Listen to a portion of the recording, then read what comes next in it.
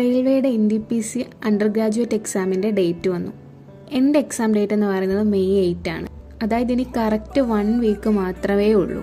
അതുകൊണ്ട് തന്നെ ഇനി പുതിയ ടോപ്പിക്കുകളൊന്നും പഠിച്ചതുകൊണ്ട് കാര്യമില്ല. മാക്സിമം നമ്മൾ മോക്ക് ടെസ്റ്റുകളാണ് ചെയ്യേണ്ടത്. അങ്ങനെ ചെയ്യുമ്പോഴുള്ള ഗുണം എന്താണെന്ന് വെച്ച് കഴിഞ്ഞാൽ നമുക്ക് പഠിച്ചത് അത്രയും കറക്റ്റായിട്ട് നമുക്ക് ചെയ്യാൻ പറ്റുന്നുണ്ടോ എന്നുള്ളൊരു അനാലിസിസ് കൃത്യമായിട്ട് നടത്താൻ പറ്റും. ഞാനിപ്പോൾ പഠിച്ചു തുടങ്ങിയതല്ലേ ഉള്ളൂ, പോർഷൻസ് ഒന്നും കംപ്ലീറ്റ് ആക്കിയിട്ടില്ല, അതുകൊണ്ട് ഞാൻ ഈ വട്ടം എക്സാം എഴുതുന്നില്ല, നെക്സ്റ്റ് ടൈം എഴുതാം എന്നൊക്കെ കരുതിയിട്ട് നിങ്ങൾ ഒരിക്കലും ഈ എക്സാം സ്കിപ്പ് ചെയ്യരുത്.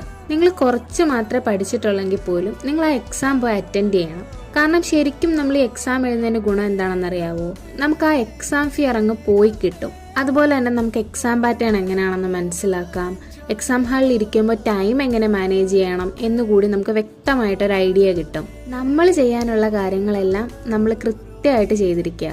NDPCയുടെ UG എക്സാം ഉണ്ടല്ലോ, അത് മെയ് 8 അതേപോലെ തന്നെ നിങ്ങൾക്ക് ഏതൊക്കെ കോമ്പറ്റേറ്റീവ് എക്സാമിനാണ് പ്രിപ്പയർ ചെയ്യുന്നതും എന്നുള്ളത് കമൻറ്റിൽ പറയണേ.